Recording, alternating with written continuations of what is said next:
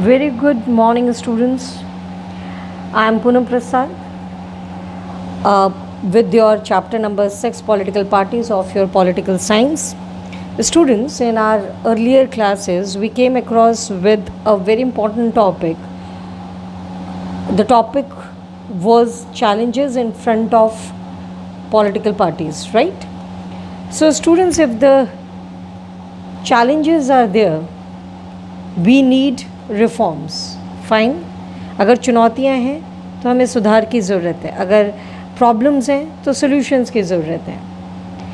So there is a need to reform if challenges are there. In case of political parties we need urgent reforms in this scenario. Why? Because they are the makers of the policies. They are the makers of the, you can say, the future of a country as well as the people. So in democracy, children, the final decision is made by the leaders who represent political parties and the people who have the power to replace them. Political parties are only the organization who is going to make a final decision when it become a government, children. If the government is doing some positive to the people is going to re-elect them. But if they are not doing the functions properly or they are not fulfilling the expectations of the people, the people have a power to replace them.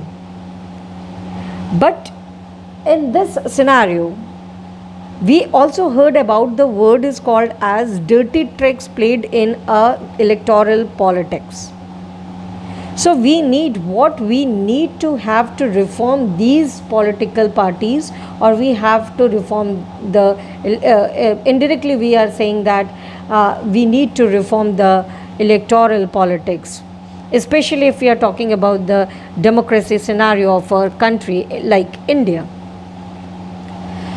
So students, some efforts are there for reforming the political parties, like constitutional amendment is there. It is to prevent the defection. Defection मैंने आपको पहले ही बताया था, दल बदल from one party to another काफ़ी frequent था. MPs and MLAs will lose their seat if they change the parties with the help of anti-defection law. ये बहुत बड़ा एक constitutional amendment from the side of the constitution of India. उन्होंने दल बदल को कम करने के लिए जो एक इम्पॉर्टेंट कानून बनाया, जिसके वजह से अगर कैंडिडेट, चाहे वो एमपी हो चाहे वो एमएलए हो, अगर वो फ्रिक्वेंटली दल बदलता है तो एंटी डिफेक्शन लॉ के अंतर्गत उन्हें उनकी सदस्यता को ख़त्म करना पड़ेगा. The next most important one is to reduce the influence of money and criminals in elections, because money and muscle power and criminalization in the politics is a very, very important challenge. But a defection is quite important challenge in front of the political party. तो उसको रोकने के लिए now it is very much mandatory for every candidate when they are filing the you can say nomination. The candidates have to declare their financial and property assets as well as the criminal charges pending against him or her if they are having, with the help of the affidavit. They have to submit the affidavit, children. उस affidavit में उनको ये बताना पड़ेगा कि उनकी संपत्ति कितनी है, अचल संपत्ति कितनी है, या अगर उनके कोई आपराधिक मामले हैं तो वो क्या है, कैसे उनका डिग्री ऑफ क्रिमिनल जो रिकॉर्ड है, क्योंकि ये सारी चीज़ें सार्वजनिक की जाती है, यानी इसको पब्लिक के लिए किया जाता है with the help of the media, with the help of the electronic media and print media, जिससे ये हम जनता को पता चल सके कि ये जिसको हम वोट देने जा रहे हैं वो एक्चुअली में वो कैसा है. And very important one, election commission ने एक ऑर्डर पास किया है. It is necessary for the political parties to hold organisational elections timely and file their income tax return. This is quite important, children. So all these reforms are there, which are, we can say, the constitutionally, or you can say the election commissions time to time. The students, there was a chief election commissioner named T.N. Session during the period of 1990 to 96, I suppose. He was called as the pioneer of many reforms in the electoral politics in India. कहीं ना कहीं जो पहले एक unethical चुनाव लड़ा जाता था, या हम कह सकते हैं कि मॉरली कहते हैं ना कि जो एक तरीके से डर्टी ट्रिक्स इस्तेमाल हो के चुनाव को लड़ा जाता था, अनफेयर मीन से चुनाव लड़ा जाता था, उनको ख़त्म करने की काफ़ी हद तक कोशिश की गई during his session, during his tenure. Some suggestions are there children. वो सजेशंस जो कि बहुत ज़रूरी हैं पॉलिटिकल पार्टीज़ अगर अपने आप में सुधार लाना चाहती है तो. सबसे पहला, जो इंटरनल अफेयर्स है उसको टाइम टू टाइम रेगुलेट करे, इसके लिए वो कानून बनाए, है ना. हमने कहा, देखा ना कि lack of internal democracy is there. ये कंपल्सरी होना चाहिए पॉलिटिकल पार्टीज़ को कि वो मेंबर्स के लिस्ट बनाए, क्योंकि समटाइम्स क्या होता है, कम्युनिकेशन गैप होता है. एक मेंबर्स को नहीं पता होता है कि टॉप लीडर्स या एक्टिव मेंबर्स किस तरीके से काम कर रहे हैं, और उन्होंने जो सेट ऑफ आइडियोलॉजीज़ है या उनके कॉन्स्टिट्यूशन या जिस तरीके से वो काम कर रहे हैं, उन तरीक़ों को वो इनलिस्ट करना चाहते हैं. And it is very much compulsory for political parties to maintain the list of the members and follow its own constitution. Students, सबसे important, open election to should be there for the top party members. ज़रूरी नहीं है कि हम dynastic succession को लें, और हाँ, अगर एफिशिएंट लीडर है, इफ़ेक्टिवली काम कर रहा है, तो ऑफ कोर्स हम उनको रखेंगे. लेकिन अगर उससे भी ज़्यादा इफ़ेक्टिव अगर वो व्यक्ति है जो कि वो अगर हम कहें उसके ओरिजिन ऑफ अ पार्टी से कोई लेना देना नहीं है, उसके परिवार का, but if the person is effective, उसको बिल्कुल मौका मिलना चाहिए टॉप लीडर्स के हैसियत से.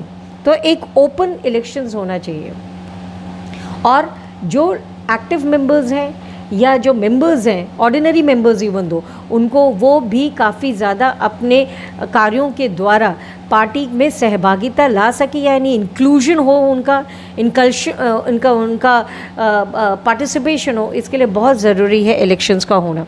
इसके अलावा विमेन सेक्शन को डिसीजन मेकिंग कमेटी में उनको कोटा या स्पेशल कोटा होना चाहिए, स्पेशल टिकट होनी चाहिए, या फिर विमेन सेक्शंस को 1/3 ticket should be there provide होना चाहिए in terms of political parties. यानी पॉलिटिकल पार्टीज़ में और पॉलिटिकल पार्टीज़ के डिसीजन मेकिंग में बहुत ज़रूरी है विमेन कैंडिडेट्स का होना.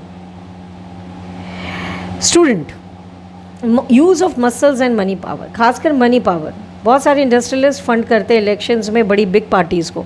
उसके वजह से होता है क्या, जो छोटी पार्टीज़ हैं वो जीत नहीं पाती. अगर वो जीत नहीं पाती, वो करप्टेड फ्री होती हैं, वो एथिकली स्ट्रॉन्ग होती हैं, बट अगर मॉनेटरी वाइज अगर वो स्ट्रॉन्ग नहीं है तो वो इलेक्शंस में चाह कर भी वो नहीं जीत पाती.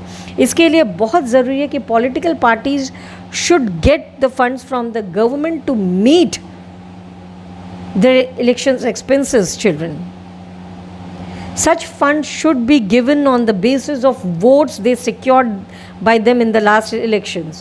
अगर बीजेपी बहुत भारी मतों से जीते हैं तो उनकी फंडिंग अलग होगी एज़ कम्पेयर टू कांग्रेस. वो एक सिनारियो देखा जाएगा अकॉर्डिंग टू द इलेक्शंस जो हेल्ड हुए थे लास्ट सेशंस में.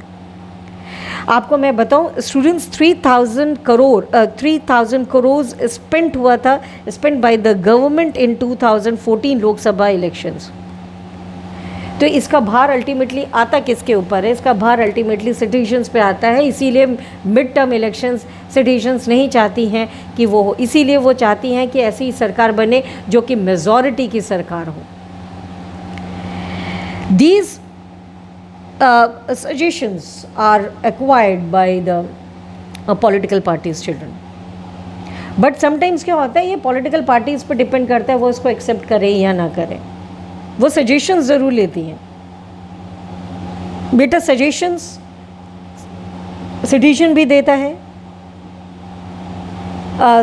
कॉन्स्टिट्यूशन भी देता है, इलेक्शन कमीशन भी देता है, suggestions are there, but sometimes too much of regulation has become a counterproductive, because ultimately the political parties has to reform at its own political parties।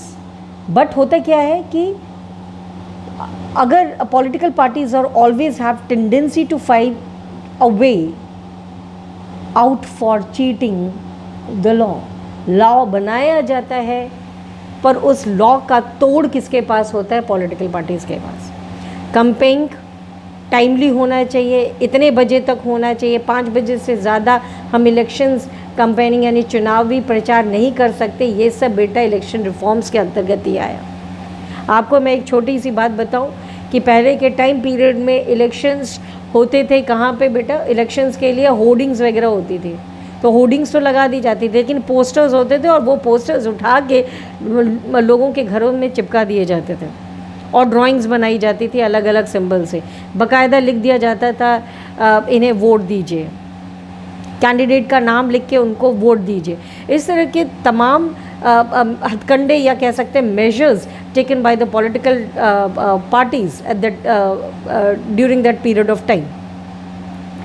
लेकिन जनता ने participate किया इसमें, जनता ने मना किया अपने उन्होंने जो आर्टिकल्स के थ्रू, न्यूज़पेपर के थ्रू अपने बातों को रखा, और रखने के बाद जो हमारे इलेक्शन कमीशन थे उनको भी ये चीज़ लगा कि नहीं, दीज मेजर्स जो हैं that measures are not quite good for the people of the society, और इसके लिए उन्होंने रोकने की कोशिश की।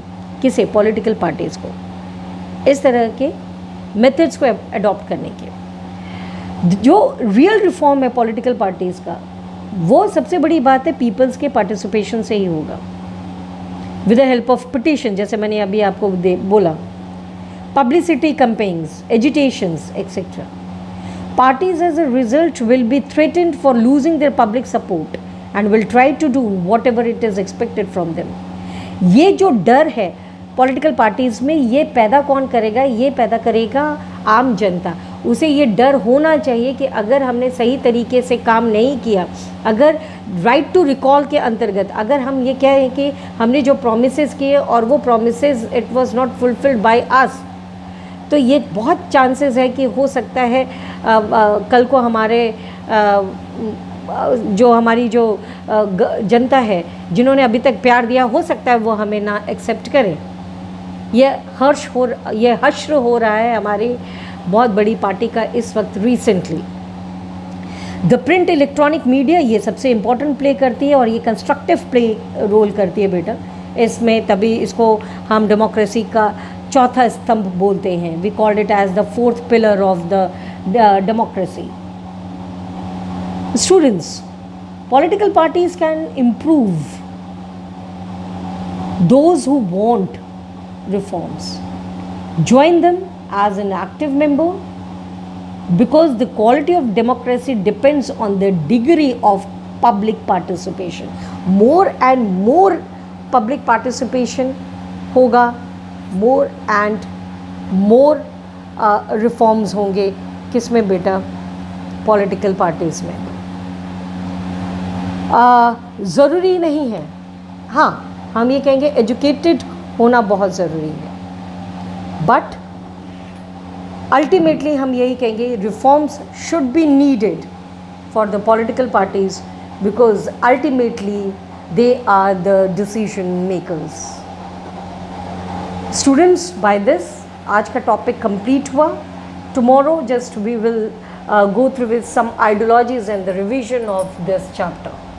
Till then, goodbye children, take care.